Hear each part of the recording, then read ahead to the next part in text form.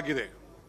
ಈ ಮೂಲ ಕರ್ನಾಟಕದ ಆರ್ಥಿಕತೆಯ 2047ರ ಹೊತ್ತಿಗೆ ಈ $3 ಟ್ರಿಲಿಯನ್ ಅಂದರೆ 320 ಲಕ್ಷ ಕೋಟಿ ರೂಪಾಯಿಗಳನ್ನು ಹೇರಿಸುವ ಗುರಿಯನ್ನ ನಾವೀಗಾಗಲೇ ಇಟ್ಕೊಂಡಿದ್ದೇನೆ.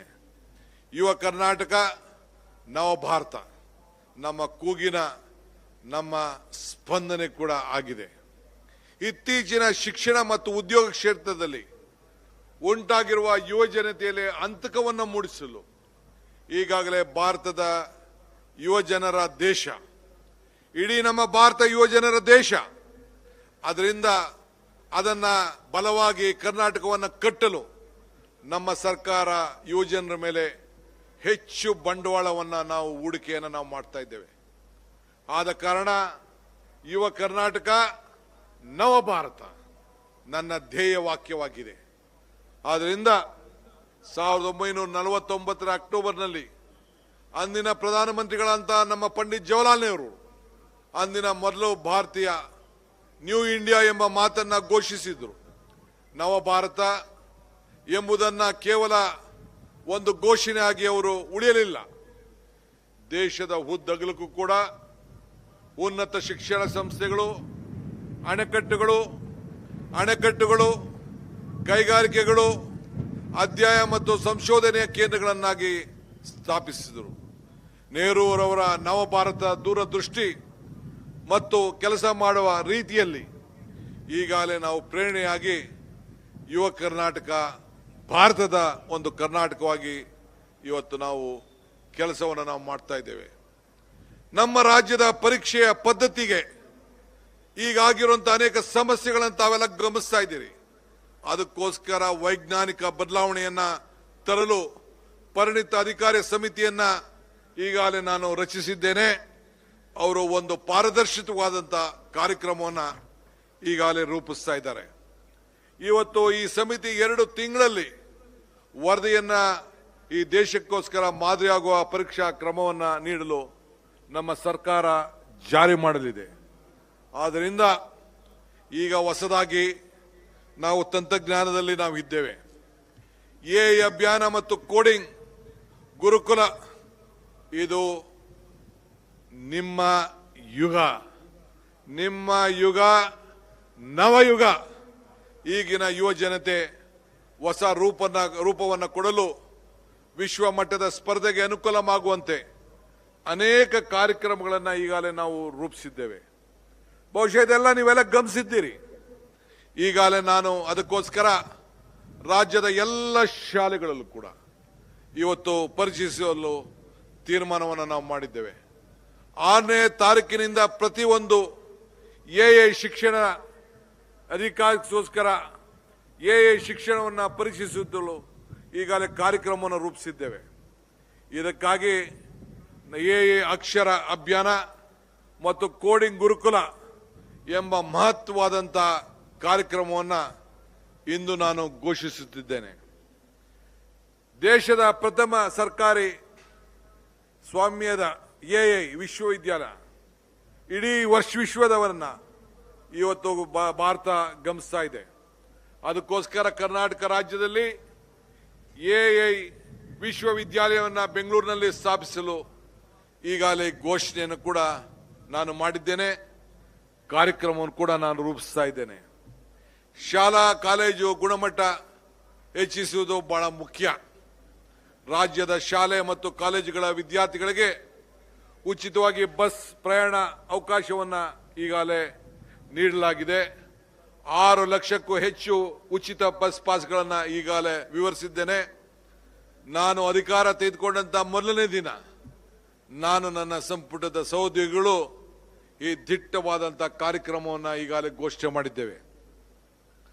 ಭಾರತದಲ್ಲಿ ದೇಶದ ಐಕ್ಯತೆ, ಸಮಗ್ರತೆ ಮತ್ತು ಶಾಂತಿ ಇದನ್ನ ಕಾಪಾಡಲು ಯುವ ಜನರಿಗೆ ಹೊಸ ಆಲೋಚನೆಯನ್ನ ಮತ್ತು ನಾಯಕತ್ವವನ್ನು ಬೆಳೆಸಲು ಅವಶ್ಯಕತೆ ಖಂಡಿತ ಇದೆ.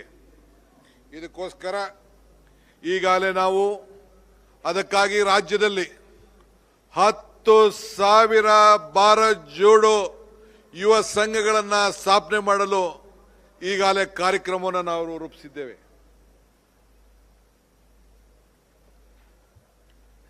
ಗ್ರಾಮೀಣ ಭಾಗದ ಯುವಜನರ ನಾಯಕತ್ವ, ಗ್ರಾಮೀಣ ಭಾರತ ಯುವಜನರ ನಾಯಕತ್ವ, ಪ್ರತಿಭೆಗಳು ಹೊರಹೊಮ್ಮಲು ದಾರಿಯಾಗಿದೆ.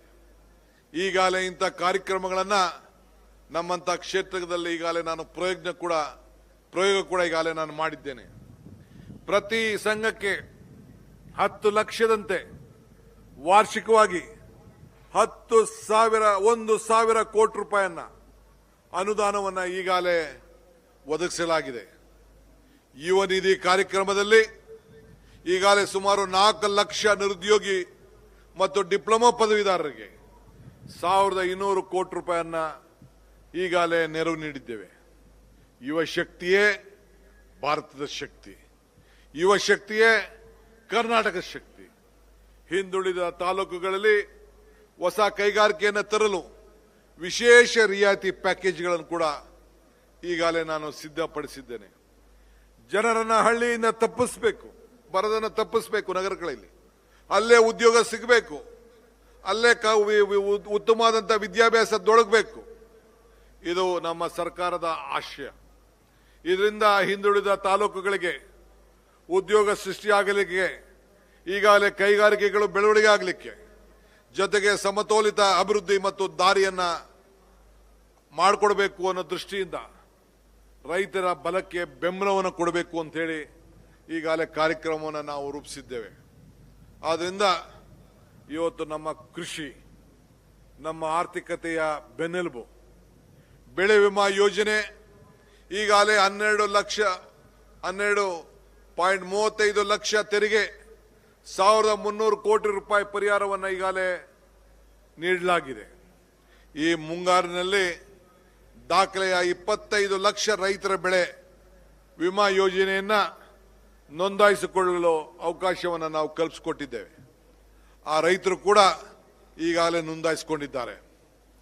2 ಲಕ್ಷ ಹೆಕ್ಟರ್ ಪ್ರದೇಶಕ್ಕೆ ಸೂಕ್ಷ್ಮ ನೀರಾವರಿ ವಿಸ್ತರಣೆಯಿಂದ 184 ಹೈಟೆಕ್ ಹಾರ್ವೆಸ್ಟರ್ ಹಬ್ ಈಗಾಗಲೇ ಸ್ಥಾಪಿಸಿದ್ದೇವೆ.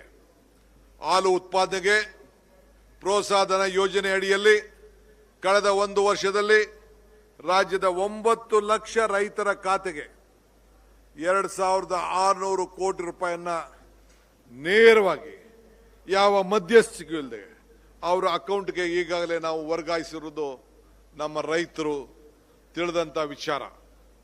ನಮ್ಮ ನಂದಿನಿ ಉತ್ಪಾದನೆಗಳು ಈಗಾಗಲೇ ಅಂತಾರಾಷ್ಟ್ರೀಯ ಮಾರುಕಟ್ಟೆಯಲ್ಲಿ ಉತ್ತಮವಾದಂತಹ ಮನ್ನಣೆಯನ್ನ ಪಡೆದು ಈ ಪ್ರಮಾಣವನ್ನು ಇನ್ನಷ್ಟು ಹೆಚ್ಚಿಸಲು ಕಾರ್ಯಕ್ರಮವನ್ನು ರೂಪಿಸಿ ಆ ರೈತನ ಈ ಹೈನುಗಾರಿಕೆಗೆ ಒಂದು ದೊಡ್ಡ ಶಕ್ತಿಯನ್ನ ನಮ್ಮ ಸರ್ಕಾರ, ಇಂದಿನ ಸರ್ಕಾರ ಇವತ್ತು ಮುಂದುವರಿಸಿಕೊಂಡು ನಾವು ಹೋಗ್ತಾ ಇದ್ದೇವೆ. ಇವತ್ತು 275 ಸಂಚಾರಿ ಪಶುವೈದ್ಯಕೀಯ ಘಟಕಗಳ ರೈತರು ಮನೆ ಬಾಗಿಲಿಗೆ ತೆರಳಿ ಆ ಒಂದು ವೈದ್ಯಕೀಯ ಸೇವೆಯನ್ನ ಮಾಡಲು ಈಗಾಗಲೇ ಕಾರ್ಯಕ್ರಮವನ್ನು ನಾವೆಲ್ಲ ರೂಪಿಸಿದ್ದೇವೆ. ಒಬ್ಬ ವ್ಯಕ್ತಿ ಯಾವ ಜಾತಿ ಯಾವ ಧರ್ಮ ಹುಟ್ಟಿದ್ರು ಎಂಬುದು ಮುಖ್ಯ ಅಲ್ಲ, ಎಲ್ಲರಿಗೂ ಕೂಡ ಸಮಾನ ಅವಕಾಶವನ್ನು ಸಿಗಬೇಕು. ಇದು ನಮ್ಮ ಸರ್ಕಾರದ ನೀತಿ ಕೂಡ ಆಗಿದೆ. ಆದ್ದರಿಂದ ಈ ವರ್ಷದಲ್ಲೇ 44,631 ಕೋಟಿ ರೂಪಾಯಿ ಪರಿಶಿಷ್ಟ ಜಾತಿ ಮತ್ತು ಪರಿಶಿಷ್ಟ ಪಂಗಡ ಕಲ್ಯಾಣಕ್ಕಾಗಿ ಮೀಸಲಿಟ್ಟಿದ್ದೇವೆ. ಸಿದ್ದರಾಮಯ್ಯನವರ ಸರ್ಕಾರ, ಇಂದಿನ ಸರ್ಕಾರ ಇಡೀ ಭಾರತಕ್ಕೆ ಒಂದು ಮಾದರಿಯಾದಂತಹ ಕಾರ್ಯಕ್ರಮವನ್ನು ನೀಡಿತು ಅನ್ನೋದನ್ನ ಹೇಳಲಿಕ್ಕೆ ನನಗೆ ಬಹಳ ಹೆಮ್ಮೆ ಆಗ್ತದೆ. ನಮ್ಮ ವಸತಿ ಶಾಲೆಗಳು ವಿದ್ಯಾರ್ಥಿಗಳು SSLC ಪರೀಕ್ಷೆಯಲ್ಲಿ ಇವತ್ತು ಗ್ರಾಮೀಣ ಪ್ರದೇಶದಲ್ಲಿ 99% ಅಷ್ಟು ಉತ್ತೀರ್ಣವಾಗಿರುವುದು ಅವ್ರಿಗೆ ಅಭಿನಂದನೆ ಸಲ್ಲಿಸಲಿಕ್ಕೆ ನನಗೆ ಬಹಳ ಹೆಮ್ಮೆ ಆಗ್ತದೆ. ಅದಕ್ಕೆ ಸಹಾಯವಾಗಿ ನಿಂತಂತ ನನ್ನ ಎಲ್ಲ ಶಿಕ್ಷಕ ವೃಂದದವರೆಗೂ ನನ್ನ ಕೋಟಿ ನಮಸ್ಕಾರಗಳನ್ನು ಅರ್ಪಿಸಲಿಕ್ಕೆ ನಾನು ಬಯಸ್ತಾ ಇದ್ದೇನೆ. ಹಿಂದುಳಿದ ವರ್ಗದ ಕಲ್ಯಾಣ 2026-27ರಲ್ಲಿ ಸುಮಾರು 4,000 ಕೋಟಿ ರೂಪಾಯಿ ಅನುದಾನವನ್ನು ಈಗಾಗಲೇ ನಾವು ಒದಗಿಸಿದ್ದೇವೆ. ಸಾಮಾಜಿಕ ನ್ಯಾಯ ಕೇವಲ ಮಾತಿನಿಂದ ಆಗಲಿಕ್ಕೆ ಸಾಧ್ಯ ಇಲ್ಲ. ಸಾಮಾನ್ಯ ಅವಕಾಶ ಮಾತ್ರ ಸಾಮಾಜಿಕ ನ್ಯಾಯವನ್ನ ನಿಜವಾಗಿ ಅವರ ಬದುಕಿನಲ್ಲಿ ನಾವು ಸದೃಢವಾದಂತಹ ಸಂಕಲ್ಪವನ್ನ ಉತ್ತೇಜವನ್ನ ನೀಡಲಿಕ್ಕೆ ನಮ್ಮ ಸರ್ಕಾರ ಬದ್ಧವಾಗಿದೆ. ಈಗ 1119ಕ್ಕೂ ಏಕಲವ್ಯ ಮಾದರಿ ವಸತಿ ಶಾಲೆಗಳು ಮೂಲಕ ನಮ್ಮ ಬುಡಕಟ್ಟು ಜನಾಂಗ ಅರಣ್ಯದಲ್ಲಿ ವಾಸವಾಗಿರುವಂತಹ ಮಕ್ಕಳುಗಳ ಕನಸುಗಳನ್ನು ನಾವು ಶಕ್ತಿ ತುಂಬಿ 2,60,000 ವಿದ್ಯಾರ್ಥಿಗಳಿಗೆ ವಸತಿ ಶಾಲೆಯಲ್ಲಿ ಈಗಾಗಲೇ ಕಾರ್ಯಕ್ರಮಗಳನ್ನು ಈಗಾಗಲೇ ರೂಪಿಸಿ ಅವರಿಗೆ ಶಕ್ತಿಯನ್ನು ನಾವು ತುಂಬುತ್ತಾ ಇದ್ದೇವೆ. ಅಲ್ಪಸಂಖ್ಯಾತ ಸಮುದಾಯದ 8,60,000 ವಿದ್ಯಾರ್ಥಿಗಳಿಗೆ 494 ಕೋಟಿ ರೂಪಾಯಿ ಹಣವನ್ನ ಈಗಾಗಲೇ ವಿದ್ಯಾರ್ಥಿ ವೇತನವನ್ನ ಈಗಾಗಲೇ ನೀಡಿ ಅವರಿಗೆ ಒಂದು ಹೊಸ ರೂಪವನ್ನ ಕೊಟ್ಟು ಇವತ್ತು ನಾವು ಕಾರ್ಯಕ್ರಮವನ್ನು ರೂಪಿಸಿದ್ದೇವೆ. ವಿದ್ಯಾರ್ಥಿ ವೇತನ ಕೂಡ ಈಗಾಗಲೇ ಅವರ ಅಕೌಂಟ್ಗೆ ತಲುಪಿಸುವಂತ ಕಾರ್ಯಕ್ರಮವನ್ನು ನಮ್ಮ ಸರ್ಕಾರ ಹಮ್ಮಿಕೊಂಡಿದೆ. ಆರೋಗ್ಯವೇ ನಮ್ಮ ಮೊದಲೇ ಆದ್ಯತೆ. ಆರೋಗ್ಯ ಭಾಗ್ಯ ನಮ್ಮೆಲ್ಲರ ಭಾಗ್ಯ. ಸಾರ್ವಜನಿಕ ಆರೋಗ್ಯ ವ್ಯವಸ್ಥೆಯನ್ನ ನಿರಂತರವಾಗಿ ಬಲಪಡಿಸುವುದರಿಂದ ರಾಜ್ಯದ ನನ್ನ ತಾಯಂದಿರು ಮರಣದ ಪ್ರಮಾಣ 19% ಈಗಾಗಲೇ ಇಳಿಕೆಯಾಗಿದೆ. ಈಗಾಗಲೇ ಗರ್ಭಕೋಶಿಕ ಕ್ಯಾನ್ಸರ್, ಕ್ರಿಟಿಕಲ್ ಕ್ಯಾನ್ಸರ್ ತಡೆಗಾಗಿ ಅರ್ಧ ಬಾಲಕಿಯರ ಲಸಿಕೆಯನ್ನು ಕೂಡ ಈಗಾಗಲೇ ನೀಡುತ್ತಿದ್ದೇವೆ. ಜಲಭದ್ರತೆಗೆ ಕೂಡ ಒಂದು ದೊಡ್ಡ ಹೆಜ್ಜೆಯನ್ನು ಕೂಡ ಈಗಾಗಲೇ ಇಟ್ಟಿದ್ದೇವೆ. ನೀರಿಗಿಂತ ಅಮೂಲ್ಯವಾದದ್ದು ಮತ್ತೊಂದಿಲ್ಲ. ನಾನು ಹಿಂದೆ ಕೂಡ ಈ ಜಲಸಂಪನ್ಮೂಲ ಇಲಾಖೆ ಕೂಡ ಜವಾಬ್ದಾರಿಯನ್ನು ಹೊತ್ತಿದ್ದೆ. ಉಪಮುಖ್ಯಮಂತ್ರಿಯಾಗಿ ಕೂಡ 3 ವರ್ಷ ಕೆಲಸ ಮಾಡಿದ್ದೇನೆ. ನೀರು ಬಹಳ ಅಮೂಲ್ಯವಾದ್ದು.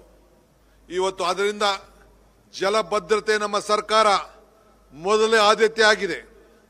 ಈ ವರ್ಷವೇ 16,000 ಕೋಟಿ ರೂಪಾಯಿ ಮೊತ್ತದ 112 ಕಾರ್ಯಕ್ರಮಗಳನ್ನು, ಪ್ರಮುಖ ಜಲಾಶಯ ಯೋಜನೆಗಳನ್ನ ಈಗಾಗಲೇ ನಾನು ಮತ್ತು ಸಿದ್ದರಾಮಯ್ಯನವರ ಅಧ್ಯಕ್ಷತೆಯಲ್ಲಿ, ಅವರ ಮುಖಂಡತ್ವದಲ್ಲಿ ಹಿಂದೆ ನಡೆದಂತಹ ಸಭೆಗಳಲ್ಲಿ ಅನುಮೋದನೆಯನ್ನು ಈಗಾಗಲೇ ನಾವು ನೀಡಿದ್ದೇವೆ. ಎತ್ತಿನ ಹೊಳೆ ಈ ಯೋಜನೆ ಅನೇಕ ನನ್ನ ಸ್ನೇಹಿತರು ಟೀಕೆಗಳಿಗೆ ಒಳೆ ಮಾಡಿದ್ರು. ಆದರೂ ಕೂಡ ಈ ಕುಡಿಯುವ ಎತ್ತಿನೊಳೆ ಸಮಗ್ರ ಕುಡಿಯುವ ನೀರಿನ ಯೋಜನೆ ಮೊದಲನೇ ಹಂತ ಮುಗಿದಿದೆ. ಈಗಾಗಲೇ ನವೆಂಬರ್ ವೇಳೆಗೆ ತುಮಕೂರು ಜಿಲ್ಲೆಗೆ ತಲುಪಿಸಲು ಈಗಾಗಲೇ ಕಾರ್ಯಕ್ರಮವನ್ನು ನಾವು ರೂಪಿಸಿದ್ದೇವೆ. ಕರ್ನಾಟಕ ಹಿಂದೆಂದೂ ಕಂಡಂತ ಪ್ರಮಾಣದಲ್ಲಿ ನಮ್ಮ ಸರ್ಕಾರ ಮೂಲ ಸೌಕರ್ಯಗಳನ್ನು ನಿರ್ಮಿಸಲಾಗ್ತಿದೆ. ಕಳೆದ ಒಂದು ವರ್ಷದಲ್ಲೇ 1663 ಕಿಲೋಮೀಟರ್ ಇವತ್ತು ರಾಜ್ಯದ ಹೆದ್ದಾರಿಗಳು, 3000 ಕಿಲೋಮೀಟರ್ ಪ್ರಮುಖ ಜಿಲ್ಲಾ ರಸ್ತೆಗಳು, 112 ಹೊಸ ಸೇತುವೆಗಳನ್ನು ನಿರ್ಮಿಸಲು ಈಗಾಗಲೇ ಕಾರ್ಯಕ್ರಮವನ್ನು ರೂಪಿಸಿ ಈಗಾಗಲೇ ಕೆಲಸ ಕೈಗೊಂಡಿದ್ದೇವೆ. ಗ್ರಾಮಗಳು, ಪಟ್ಟಣಗಳು ಮತ್ತು ಮಾರುಕಟ್ಟೆಗಳು ಉತ್ತಮವಾಗಿ ಸಂಪರ್ಕಗೊಂಡಿದ್ದೇವೆ. ಇವತ್ತು ನಮ್ಮ ಸರ್ಕಾರ ಬಂದ ಮೇಲೆ 3 ವರ್ಷದಿಂದ ಪ್ರಗತಿ ಪಥ ಯೋಜನೆಯಡಿ 5,200 ಕೋಟಿ ರೂಪಾಯಿ ಹೂಡಿಕೆಯಿಂದ 7,100 ಕಿಲೋಮೀಟರ್ ಗ್ರಾಮೀಣ ರಸ್ತೆಯ ಮೇಲ್ದರ್ಜೆಗೆ ಏರಿಸಲು ಈಗಾಗಲೇ ಕಾರ್ಯಕ್ರಮವನ್ನು ಕೊಟ್ಟು ಆ ಯೋಜನೆಗಳು ಉತ್ತಮವಾಗಿ ಕೆಲಸ ನಡೀತಾ ಇದೆ. ಅದೇ ರೀತಿ ಕಲ್ಯಾಣ ಪಥ ಯೋಜನೆ ಕರ್ನಾಟಕದ 1,550 ಕಿಲೋಮೀಟರ್ ರಸ್ತೆಗಳನ್ನು ನಿರ್ಮಾಣವನ್ನು ನಾವು ಮಾಡ್ತಾ ಇದ್ದೇವೆ. ಕರ್ನಾಟಕ ಆರ್ಥಿಕತೆ ಎಂಜಿನ್ ಆಗಿದೆ ಎನ್ನುವುದು ಬೆಂಗಳೂರಿನಲ್ಲಿ 1,56,000 ಕೋಟಿ ರೂಪಾಯಿ ಮೊತ್ತದ ವಿವಿಧ ಕಾರ್ಯಕ್ರಮವನ್ನು ಬೆಂಗಳೂರು ನಗರದಲ್ಲೇ ಈಗಾಗಲೇ ಮಂಜೂರಾತಿಯನ್ನು ಮಾಡಿದ್ದೇವೆ. ಇದಕ್ಕೆ ಈಗಾಗಲೇ ನನ್ನ ಸಹೋದರ ಕೃಷ್ಣ ಬೈರೇಗೌಡರಿಗೆ ಈ ಕಾರ್ಯಕ್ರಮವನ್ನು ನಡೆಸಬೇಕು ಅಂತೇಳಿ ಆ ಜವಾಬ್ದಾರಿಯನ್ನು ಇವತ್ತು ನಾವು ನೀಡಿದ್ದೇವೆ. ಇಡೀ ವಿಶ್ವ ಬೆಂಗಳೂರನ್ನು ನೋಡ್ತಾ ಇದೆ. ಆ ದೃಷ್ಟಿಯಿಂದ ಬೆಂಗಳೂರಿಗೆ ನಾಗರಿಕರಿಗೆ 1.5 ಕೋಟಿ ಜನಸಂಖ್ಯೆ ಇರುವಂತಹ ಈ ನಾಗರಿಕೆ ಉತ್ತಮವಾದಂತಹ ಸೌಲಭ್ಯವನ್ನು ಕೊಡಬೇಕು ಅಂತ ಹೇಳಿ ಇವತ್ತು ಈ ಕಾರ್ಯಕ್ರಮಗಳನ್ನು ನಾವು ರೂಪಿಸಿದ್ದೇವೆ. 3ನೇ ಹಂತ ಮೆಟ್ರೋ ಪೂರ್ಣಗೊಂಡಂತ ಬಳಿಕ ಈ ಮೆಟ್ರೋ ಮಾರ್ಗದಲ್ಲಿ 220 ಕಿಲೋಮೀಟರ್ ವಿಸ್ತರಣೆ ಆಗಲಿದೆ. ನಮ್ಮ ಮೆಟ್ರೋ ಇಡೀ ಭಾರತ ದೇಶದಲ್ಲಿ 2ನೇ ಮೆಟ್ರೋ ಆಗಿರೋದು ನಮ್ಮೆಲ್ಲರಿಗೂ ಕೂಡ ದೊಡ್ಡ ಹೆಮ್ಮೆ ಆಗಿದೆ. ಇವತ್ತು 55,000 ಕೋಟಿ ರೂಪಾಯಿ ವೆಚ್ಚದಲ್ಲಿ ನಗರ ಪ್ರಮುಖ ರಸ್ತೆಗಳನ್ನು ಅಭಿವೃದ್ಧಿಪಡಿಸಲು ಕಾರ್ಯಕ್ರಮಗಳನ್ನು ಈಗಾಗಲೇ ನಾವು ಆರಂಭವನ್ನು ನಾವು ಮಾಡಿದ್ದೇವೆ. ಬಂಧುಗಳೇ, 2 ದಶಕಗಳಿಂದ ನಿಂತಿದ್ದಂಥ ಪೆರಿಫೆರಲ್ ರಸ್ತೆ ಇಂದಿನ ಅನೇಕ ನಾಯಕರುಗಳು ತೀರ್ಮಾನ ಮಾಡಿದ್ರು.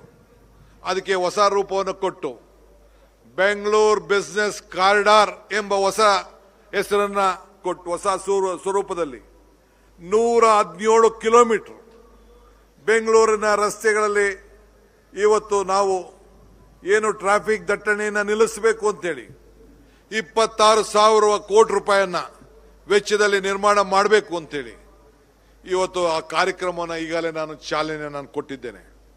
ಇದಲ್ಲದೆ ಬೆಂಗಳೂರು ಬಿಸಿನೆಸ್ ಕಾರಿಡಾರ್ ಅಡಿಯಲ್ಲಿ ಎಲೆಕ್ಟ್ರಾನಿಕ್ ಸಿಟಿಯಿಂದ ಈಗಾಗಲೇ ಮೈಸೂರು ರಸ್ತೆ ಮುಖಾಂತರ ತುಮಕೂರು ರಸ್ತೆಗೆ ತಲುಪಲು 68 ಕಿಲೋಮೀಟರ್ 12 ಪಥ ರಿಂಗ್ ರಸ್ತೆಯನ್ನ ನಿರ್ಮಾಣವನ್ನು ಮಾಡಲು ಈ ಕಾರ್ಯಕ್ರಮವನ್ನು ಈಗಾಗಲೇ ತೆಗೆದುಕೊಂಡಿದ್ದೇವೆ. ಇದು ನೆಲಮಂಗಲ ಬಳಿ ಇರುವಂತಹ ತುಮಕೂರು ರಸ್ತೆಗೆ ಜೋಡಿಸುವಂತ ಈ 44 ಕಿಲೋಮೀಟರ್ ಬೆಂಗಳೂರು ಬಿಸಿನೆಸ್ ಕಾರಿಡಾರ್ ರಸ್ತೆ ಸೇರಲಿದೆ ಎಂಬುದನ್ನು ತಿಳಿದುಕೊಳ್ಳಿಕ್ಕೆ ನನಗೆ ಬಹಳ ಸಂತೋಷ ಆಗ್ತದೆ. ಈಗಾಗಲೇ ಅಧಿಸೂಚನೆ ಕೂಡ ನಾನೀಗಾಗಲೇ ಹೊರಡಿಸಿದ್ದೇನೆ. ಈ ಯೋಜನೆಯಿಂದ ಭೂಮಿಗೆ ಕೊಟ್ಟಂತ ನನ್ನ ರೈತರಿಗೆ, ಭೂಮಿ ಮಾಲೀಕರಿಗೆ ಇಡೀ ದೇಶದಲ್ಲೇ ನನಗೆ ಬಹಳ ಸಂತೋಷ ಆಗ್ತದೆ. ಇಡೀ ದೇಶದಲ್ಲೇ ಒಂದು ಮಾದರಿಯಾದಂಥ ಪರಿಹಾರವನ್ನು ಆ ರೈತರಿಗೋಸ್ಕರ ಕೊಟ್ಟಿದ್ದೇವೆ. ಹೊಸ ಪ್ಯಾಕೇಜ್ ಅನ್ನು ನಿರ್ಮಾಣ ಮಾಡಿದ್ದೇವೆ. ನಗರದ ನಗದು ಪರಿಹಾರ ಈಗ ಇವತ್ತಿನ ಬೆಲೆಗೆ ಅನುಗುಣವಾಗಿ ಅವ್ರಿಗೆ ಆ ಬೆಲೆಗಿನ್ನ 2ರಷ್ಟು ಹಣವನ್ನು ಕೊಟ್ಟು ಜೊತೆಗೆ TDR ಅಭಿವೃದ್ಧಿಪಡಿಸಲು ಅವಕಾಶವನ್ನು ಮಾಡಿಕೊಟ್ಟು ನಿವೇಶನ ಪಡೆದಂತ ನಮ್ಮ ನಿವೇಶನ ಕಳ್ಕೊಂಡ ನಿವೇಶನ ಕೂಡ ಅವರಿಗೆ ಅವಕಾಶವನ್ನು ಮಾಡಿಕೊಟ್ಟು ಜೊತೆಗೆ ವಾಣಿಜ್ಯ ನಿವೇಶನ ಕೂಡ ಅವರಿಗೆ ಕೊಟ್ಟು ಅದರ ಜೊತೆಯಲ್ಲಿ FIR ಅನ್ನು ಕೂಡ ಸೌಲಭ್ಯವನ್ನು ಭೂ ಮಾಲೀಕರಿಗೆ ಕೊಡಲು ಒಂದು ದೃಢವಾದಂಥ ನಿರ್ಧಾರವನ್ನು ಸಿದ್ದರಾಮಯ್ಯನವರ ಸಂಪುಟದಲ್ಲಿ ನಾವು ಕೈಗೊಂಡಿದ್ದೇವೆ. ನನಗೆ ಬಹಳ ಹೆಮ್ಮೆ ಆಗ್ತದೆ. ಇನ್ನು ಮುಂದಿನ 2 ವರ್ಷದಲ್ಲಿ ಆ ಯೋಜನೆಗೆ ಒಂದು ಹೊಸ ರೂಪ ಬಂದು ನೀವೆಲ್ಲ ಆ ಯೋಜನೆಯ ರಸ್ತೆಯಲ್ಲಿ ಓಡಾಡಲು ಖಂಡಿತ ಅವಕಾಶ ಸಿಗ್ತದೆ. ಬೆಂಗಳೂರು ಜನರಿಗೆ ಉತ್ತಮವಾದಂಥ ಆಡಳಿತವನ್ನು ಸುರಕ್ಷತೆಯನ್ನು ನೀಡಲು ಐತಿಹಾಸಿಕ ಹೆಜ್ಜೆಯಾಗಿ ಬೆಂಗಳೂರು ಗ್ರೇಟರ್ ಪ್ರಾಧಿಕಾರ ಹಾಗೂ 5 ಮಹಾನಗರ ಪಾಲಿಕೆಯನ್ನು ಈಗಾಗಲೇ ನಾವು ರಚಿಸಿದ್ದೇವೆ. ಆಡಳಿತದಲ್ಲಿ ಜನರ ಮನೆ ಬಾಗಿಲಿಗೆ ಕೊಂಡೊಯ್ಯುವ ಈ ಮಹತ್ವವಾದಂಥ ಕೆಲಸವನ್ನು ಯಶಸ್ವಿಯಾಗಿ ಪೂರ್ಣಗೊಂಡಿದ್ದೇವೆ. ಬೆಂಗಳೂರು ಜನಸಂಖ್ಯೆ ತಮಗೆ ಗೊತ್ತಿದೆ. ಈಗ ಮತ್ತೊಂದು ಮಹತ್ವವಾದಂಥ ಹೆಜ್ಜೆಯನ್ನು ಕೊಂಡಿದ್ದೇವೆ. ಬೆಂಗಳೂರು ಪೊಲೀಸ್ ಕಮಿಷನರೇಟ್ ಪ್ರಾರಂಭ ಆದಾಗ ಬರೀ ಕೇವಲ 10 ಲಕ್ಷ ಜನಸಂಖ್ಯೆಗೆ ಕಮಿಷನರೇಟ್ ಪ್ರಾರಂಭ ಆಗಿತ್ತು. ಈಗ ಅದನ್ನು ವಿಂಗಡಿಸಿ ಅಗತ್ಯ ಇರುವ ಕಡೆ ಹೊಸ ಪೊಲೀಸ್ ಠಾಣೆಗಳನ್ನು ಸ್ಥಾಪಿಸಿ ಇದರಿಂದ ಕಾನೂನು ಮತ್ತು ಸುವ್ಯವಸ್ಥೆಯನ್ನು ಇನ್ನಷ್ಟು ಉತ್ತಮವಾಗಿ ನೋಡಿಕೊಳ್ಳಲು ಇವತ್ತು ಸಾಧ್ಯವಾಗಲಿಕ್ಕೆ ಕಾರ್ಯಕ್ರಮವನ್ನು ಈಗಾಗಲೇ ನಾವು ರೂಪಿಸಿದ್ದೇವೆ. ಬೆಂಗಳೂರು ಟ್ರಾಫಿಕ್ ಸಮಸ್ಯೆಗೆ ಪರಿಹಾರವನ್ನು ಕ್ರಮ ಕೈಗೊಳ್ಳಲು ಈಗಾಗಲೇ ಬೆಂಗಳೂರು ಗ್ರೇಟರ್ ಬೆಂಗಳೂರು ಪ್ರಾಧಿಕಾರ ಮತ್ತು ಸಂಚಾರ ಪೊಲೀಸ್ ವ್ಯವಸ್ಥೆಯನ್ನು ನಡೆಸಲು ಉತ್ತಮವಾದಂಥ ಹೊಂದಿಕೆಯಿಂದ ಕೆಲಸ ಮಾಡಲು ಈಗಾಗಲೇ ಕಾರ್ಯಕ್ರಮವನ್ನು ನಾವು ರೂಪಿಸಿದ್ದೇವೆ. ಈಗಾಗಲೇ ಬೆಂಗಳೂರು ಜನತೆಗೆ ಭಯಮುಕ್ತವಾದಂಥ ವಾತಾವರಣ, ಬೆಂಗಳೂರು ನಾಗರಿಕೆ ಭಯಮುಕ್ತವಾದಂಥ ವಾತಾವರಣ, ಅದಕ್ಕೋಸ್ಕರ ಅದನ್ನು ನಿರ್ಮಾಣವನ್ನು ಮಾಡಬೇಕು ಅಂತೇಳಿ ಆಂಟಿ ರೌಡಿ ಸ್ಕ್ವಾಡ್ ರಚಿಸಲು ಈಗಾಗಲೇ ತೀರ್ಮಾನವನ್ನು ನಾವು ಮಾಡಿದ್ದೇವೆ.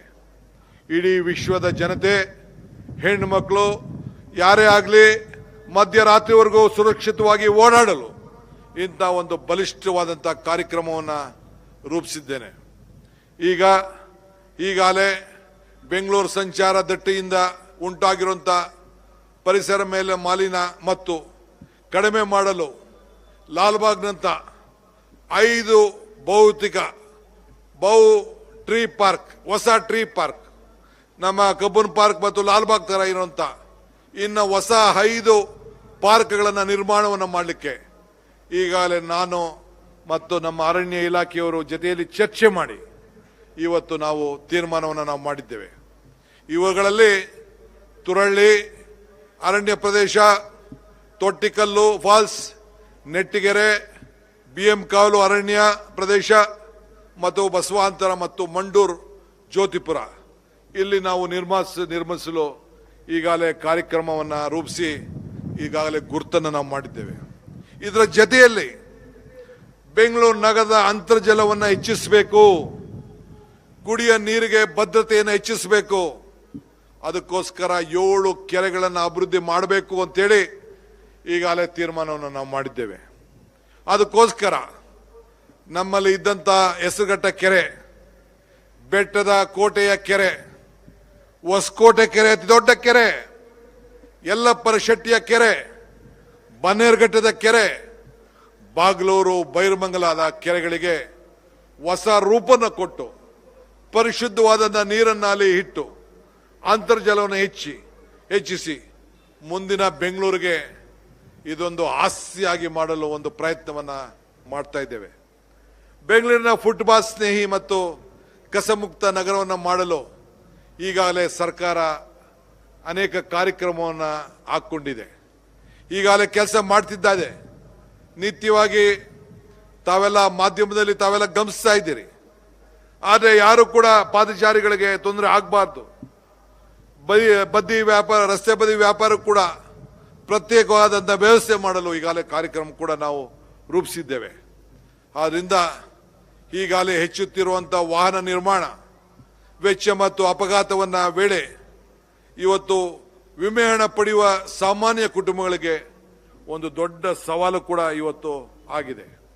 ಆದ್ದರಿಂದ ಇವತ್ತು ನಾವು ಕರ್ನಾಟಕ ರಾಜ್ಯದ ಒಂದು ಹೊಸ ಕಾರ್ಯಕ್ರಮವನ್ನು ನಮ್ಮ ಜನರಿಗೆ ವಾಹನವನ್ನು ಯಾರ್ಯಾರು ಇಟ್ಕೊಂಡಿದ್ದೀರಿ ಅವ್ರಿಗೊಂದು ವಿಮೆಯನ್ನು ಕರ್ನಾಟಕ ರಾಜ್ಯದಲ್ಲಿ ಸರ್ಕಾರ ಸಂಬಂಧಿಸಿದಂತೆ ಒಂದು ಹೊಸ ವಿಮೆ ಸೇವೆಯನ್ನು ನೀಡಲು ಕರ್ನಾಟಕ ರಾಜ್ಯದ ಮೋಟಾರ್ ವಾಹನಗಳ ವಿಮೆ ಸಂಸ್ಥೆಯನ್ನು ಸ್ಥಾಪನೆ ಮಾಡಲು ಈಗಾಗಲೇ ಪ್ರಾರಂಭವನ್ನು ಮಾಡಿದ್ದೇವೆ. ಬೇರೆಗೆ ಖಾಸಗಿಯವರ ಜೊತೆಯಲ್ಲಿ ನಾವು ಈಗಾಗಲೇ ಕಾಂಪಿಟೇಷನ್ಗೆ ಕೂಡ ನಾವು ಸಿದ್ಧ ಆಗಿದ್ದೇವೆ. ನಮ್ಮ ರಾಜ್ಯದ ತೆರಿಗೆ, ನಮ್ಮ ರಾಜ್ಯದಲ್ಲಿ ಇನ್ಶೂರೆನ್ಸ್, ನಮ್ಮ ರಾಜ್ಯದ ಜನತೆಯ ಪಾಲಾಗಬೇಕು ಅನ್ನೋದು ನಮ್ಮ ಆಸೆ. ಹೂಡಿಕೆ ಮತ್ತು ಕೈಗಾರಿಕೆಯಲ್ಲಿ ಕರ್ನಾಟಕ ಮುಂಚೂಣಿಯಲ್ಲಿದೆ. ಇಡೀ ಕರ್ನಾಟಕ ಒಂದು ಭಾರತದ ಆರ್ಥಿಕ ಬದಲಾವಣೆಯ ನಾಯಕತ್ವವನ್ನು ಕಳೆದ 3 ವರ್ಷದಲ್ಲಿ ಈಗಾಗಲೇ ತಾವು ಗಮನಿಸ್ತಾ ಇದ್ದೀವಿ. ವಿಶ್ವ ನಮ್ಮ ಭಾರತವನ್ನು ನೋಡ್ತಾ ಇದೆ. ಅದು ಬೆಂಗಳೂರು ಮುಖಾಂತರ, ಕರ್ನಾಟಕದ ಮುಖಾಂತರ ಭಾರತವನ್ನು ನೋಡ್ತಾ ಇದೆ. 134 ಲಕ್ಷ ಕೋಟಿಗಳು ಅಧಿಕ ಮೊತ್ತದ 945 ಹೂಡಿಕೆ ಪ್ರಸ್ತಾವನೆಯನ್ನು ಈಗಾಗಲೇ ಅನುಮೋದನೆಯನ್ನು ಕೂಡ ನಾವು ನೀಡಿದ್ದೇವೆ. ಕಳೆದ 1 ವರ್ಷದಲ್ಲಿ 112 ಲಕ್ಷ ಕೋಟಿ ವಿದೇಶಿ ನೇರ ಬಂಡವಾಳ FDI, ಫಾರಿನ್ ಡೈರೆಕ್ಟ್ ಇನ್ವೆಸ್ಟ್ಮೆಂಟ್ ಆಕರ್ಷಿಸಿದ್ದೇವೆ. ರಾಜ್ಯದ ಜನರಿಗೆ 6ನೇ ಗ್ಯಾರಂಟಿಯಾಗಿ ಆಸ್ತಿ ಮಾಲೀಕತ್ವದ ಗೊಂದಲದಿಂದ ಮುಕ್ತಗೊಳ್ಳಲು ಭೂ ಗ್ಯಾರಂಟಿಯನ್ನು ಆರಂಭಿಸಿದ್ದೇವೆ. ಈಗಾಗಲೇ ಬೆಂಗಳೂರು ನಗರದಲ್ಲಿ 26 ಲಕ್ಷ ಆಸ್ತಿ ಮಾಲೀಕರಿಗೆ ನೇರವಾಗಿ ಅವರ ಈ ಖಾತೆಯನ್ನು ಡಿಜಿಟಲ್ ರೂಪದಲ್ಲಿ ಕೊಡಲು ಈಗಾಗಲೇ ಮಾರ್ಗದರ್ಶನ ಕೊಟ್ಟು ಈಗಾಗಲೇ ತಮ್ಮ ಮನೆ ಬಾಗಿಲಿಗೆ ತಲುಪಿಸುವಂಥ ವ್ಯವಸ್ಥೆಯನ್ನು ನಾವು ಮಾಡಿದ್ದೇವೆ. ಇದಲ್ಲದೆ ಎಲ್ಲ ನಮ್ಮ ಗ್ರಾಮೀಣ ಪ್ರದೇಶದ ಜನರಿಗೂ ಕೂಡ ಈ ನಮ್ಮ ಕಾರ್ಯಕ್ರಮದ ಗುರಿಯನ್ನು ಇಟ್ಕೊಂಡು ಇವತ್ತು ಈಗಾಗಲೇ ಕೃಷ್ಣ ಬೈರೇಗೌಡರು ನಮ್ಮ ರೆವಿನ್ಯೂ ಮಿನಿಸ್ಟರ್ ಆಗಿದ್ದಂಥ ಸಂದರ್ಭದಲ್ಲಿ ಅವರು ಮತ್ತು ಪಂಚಾಯತ್ ರಾಜ್ ಇಲಾಖೆ ಇಬ್ಬರು ಸೇರಿ 1,11,00,000 ಜನರಿಗೆ ಆ ಖಾತೆಯ ವ್ಯವಸ್ಥೆಯನ್ನು ಮಾಡಿ ಅವರ ಮನೆ ಬಾಗಿಲಿಗೆ ಆ ದಾಖಲೆಗಳನ್ನು ಒದಗಿಸಿಕೊಳ್ಳಲು ಈಗಾಗಲೇ ಕಾರ್ಯಕ್ರಮವನ್ನು ರೂಪಿಸಿರೋದು ತಮಗೆಲ್ಲ ತಿಳಿದಂಥ ವಿಚಾರ. ನಮಗೆ ಅತಿ ಹೆಚ್ಚು ಹೆಮ್ಮೆ ತಂದಿದೆ. ಈ ಭೂಮಿ ಗ್ಯಾರಂಟಿ ನಮ್ಮ 6ನೇ ಗ್ಯಾರಂಟಿ. ಇವತ್ತು ಡಿಜಿಟಲ್ ರೂಪಕ್ಕೆ ಇದನ್ನು ನಾವು ತಂದಿದ್ದೇವೆ.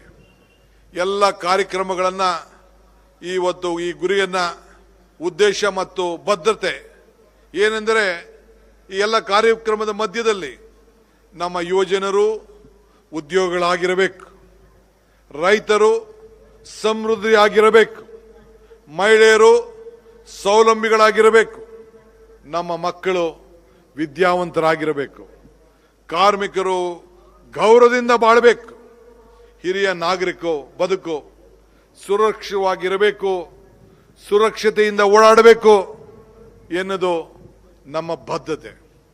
ಈಗಾಗಲೇ ಮಾಡಿರೋ ಕೆಲಸಗಳಿಂದ ನಾನು ಮತ್ತು ನಮ್ಮ ಸರ್ಕಾರ ಬಹಳ ತೃಪ್ತಿ ಆಗಿಲ್ಲ. ಆದ್ದರಿಂದ ಈ ದಿಕ್ಕಿನಿಂದ ಹೊಸ ಹೊಸ ಕಾರ್ಯಕ್ರಮಗಳನ್ನು ನಮ್ಮ ಈ ಸ್ವಾತಂತ್ರ್ಯದ ದಿನ ಈ ವೇದಿಕೆಯಲ್ಲಿ ನಿಂತು ಘೋಷಣೆ ಮಾಡಲಿಕ್ಕೆ ನನಗೆ ಬಹಳ ಸಂತೋಷ ಆಗ್ತಾ ಇದೆ. ಇವತ್ತು ಉದ್ಯೋಗ ಅವಕಾಶಕ್ಕೋಸ್ಕರ ಈಗಾಗಲೇ ಮುಖ್ಯಮಂತ್ರಿಗಳ ಉದ್ಯೋಗ ಸಂಕಲ್ಪ ಕಾರ್ಯಕ್ರಮವನ್ನು ಈಗಾಗಲೇ ಆರಂಭವನ್ನು ನಾವು ಮಾಡಿದ್ದೇವೆ. ಈ ಯೋಜನೆ ಅಡಿಯಲ್ಲಿ ಕೆಳಗಿನಲ್ಲಿ ಕೆಲಸಗಳು ಇವತ್ತು ಅನೇಕ ಕಾರ್ಯಕ್ರಮವನ್ನು ರೂಪಿಸ್ತಾ ಇದ್ದೇವೆ. ಸರ್ಕಾರಿ ಹುದ್ದೆಗಳನ್ನು ಭರ್ತಿ ಮಾಡಿ ಸರ್ಕಾರದ ವಲಯದಲ್ಲಿ ಖಾಲಿ ಇರುವಂಥ ಇವತ್ತು ಎಲ್ಲ ಹುದ್ದೆಗಳನ್ನು ಭರ್ತಿ ಮಾಡಲು ನಮ್ಮ ಮೊದಲು ಆದ್ಯತೆಯಾಗಿದೆ.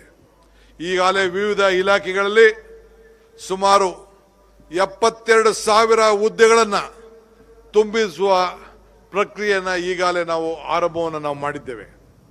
ಮುಂದಿನ 6 ತಿಂಗಳುಗಳಲ್ಲಿ ಎಲ್ಲ ಹುದ್ದೆಗಳಿಗೆ ಭರ್ತಿ ಮಾಡಲು ಈಗಾಗಲೇ ಕಾರ್ಯಕ್ರಮಗಳನ್ನು ನಾವು ರೂಪಿಸಿದ್ದೇವೆ. ನಮ್ಮ ಯುವಕರಿಗೆ ಖಾಸಗಿ ಕ್ಷೇತ್ರದಲ್ಲಿ ಕೆಲಸ ಮಾಡಲು ಹೊಸ ಉದ್ಯೋಗ ಸೇತುವೆ ಉದ್ಯೋಗ ಬೇಕಾದವರು ಮತ್ತು ಉದ್ಯೋಗವನ್ನು ಪಡ್ಕೊಳ್ಳೋರು, ಉದ್ಯೋಗವನ್ನು ಖಾಸಗಿಯವರಿಗೆ ಒಂದು ಉದ್ಯೋಗ ಸೇತು ಎಂಬ ಹೊಸ ಯೋಜನೆಯನ್ನು ಆರಂಭಿಸಿದ್ದೇವೆ. ಉದ್ಯೋಗ ನಿಧಿ ಎಂಬ ಹೊಸ ಯೋಜನೆ ಈಗಾಗಲೇ ಆರಂಭಿಸಲಾಗಕ್ಕೆ ಒಂದು ದೊಡ್ಡ ಕಾರ್ಯಕ್ರಮ ರೂಪಿಸಿದ್ದೇವೆ. ರಾಜ್ಯದಲ್ಲಿ ಅತ್ಯಂತ ಹಿಂದುಳಿದ ಜಿಲ್ಲೆಗಳಿಗೆ ಹೊಸ ಉದ್ಯೋಗ ಸ್ಥಾಪಿಸಲು ಉದ್ಯಮಗಳಿಗೆ ಸರ್ಕಾರ ಪ್ರೋತ್ಸಾಹವನ್ನು ನೀಡುವಂಥ ಕಾರ್ಯಕ್ರಮ ಕೂಡ ಹಮ್ಮಿಕೊಂಡಿದೆ. ಪ್ರತಿ ಹೊಸ ಉದ್ಯೋಗ ಕೊಡೋರಿಗೆ ಪ್ರತಿ ತಿಂಗಳು ನಾವು ಪ್ರೋತ್ಸಾಹ ಧನವನ್ನು ಸುಮಾರು 2,500 ರೂಪಾಯಿಯನ್ನು ನೀಡಲು ಈಗಾಗಲೇ ನಾವು ಕಾರ್ಯಕ್ರಮವನ್ನು ರೂಪಿಸಿದ್ದೇವೆ. ಈ ಸೌಲಭ್ಯ ಮುಂದಿನ 2 ವರ್ಷವರೆಗೂ ಕೂಡ ಯಾರು ಉದ್ಯೋಗವನ್ನು ಸೃಷ್ಟಿ ಮಾಡ್ತೀರಿ ಆ ಎಲ್ಲ ಉದ್ಯಮಗಳಿಗೆ ಈ ಅವಕಾಶವನ್ನು ನಾವು ಕಲ್ಪಿಸಿಕೊಡ್ತೇವೆ.